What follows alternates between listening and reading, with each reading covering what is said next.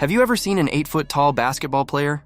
The NBA keeps pushing the limits of human height. Today, Edey and Victor Wembanyama tower at 7'4", redefining what's possible on the hardwood.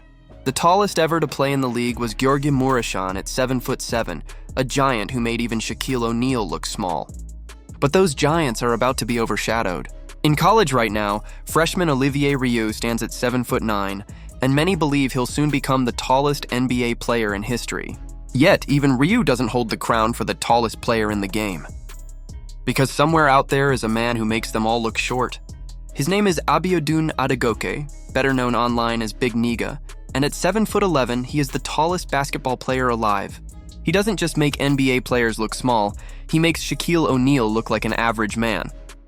Clips of him standing next to Shaq broke the internet.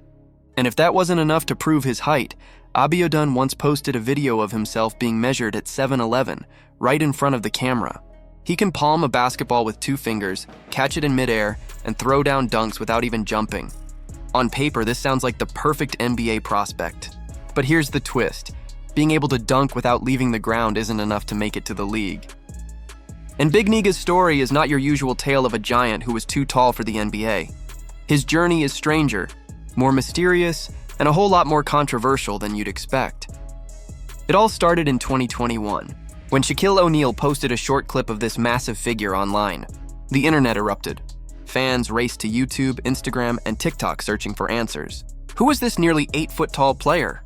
Why had no one heard of him? And how had he suddenly appeared out of nowhere? But the deeper people dug, the stranger things got. There was no biography, no media coverage, no record in any major basketball league. All fans could find was a shaky YouTube video of Abiodun playing in the NPAC Youth Basketball League in Dubai. It was shocking not only because of his height, but because that league is designed for players aged 14 and under. That's right. This nearly 8-foot giant was being introduced to the world as a 14-year-old. The idea of a middle schooler taller than anyone who had ever played in the NBA spread like wildfire. Headlines popped up everywhere. Was this the next generational talent? Was the NBA about to welcome an 8-foot superstar? But soon the internet turned from fascination to suspicion. Could Abiodun Adegoke really be 14 years old? Scouts wanted answers, because if he was truly a teenager, this was the most unique prospect in basketball history. But the more people investigated, the more questions surfaced.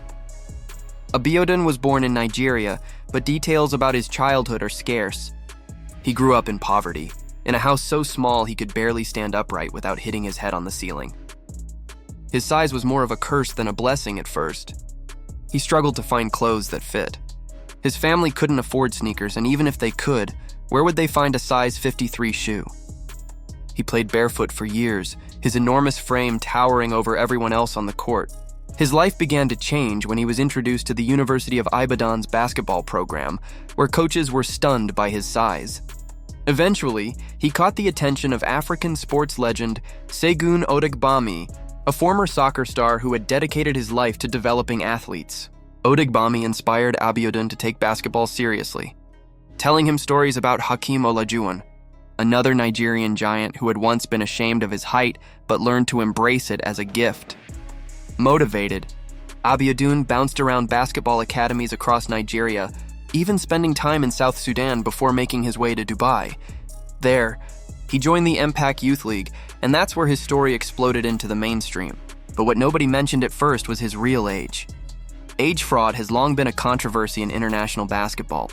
In parts of Africa, birth records aren't as strictly documented, and some families and agents manipulate players' reported ages to create more opportunities. Serge Ibaka, Thon Maker, and even recent phenom Madut Dabuoni have all faced accusations of being older than their reported age. Abiodun's case was no different. On social media, he was presented as a teenager, but those who had known him earlier in Nigeria remembered a very different story. Old news articles revealed the truth. A Nigerian report from 2016 listed Abiodun as almost 18 years old at the time. That would place his birth around 1998. By that math, when Shaq introduced him to the world in 2021, he wasn't 14, he was already in his early 20s. Shaquille O'Neal himself confirmed this in an article, writing that when Abiodun resurfaced online in 2021, he was around 21 or 22 years old, which means that today in 2025, he is somewhere between 25 and 27 years old. So why lie? Why reintroduce him as a teenager? The answer is likely tied to opportunity. If Abiodun had been marketed as a 21-year-old with no professional experience and no elite training background, the chances of him earning a scholarship or being recruited to a major program were slim to none. But as a 14-year-old, the story was different.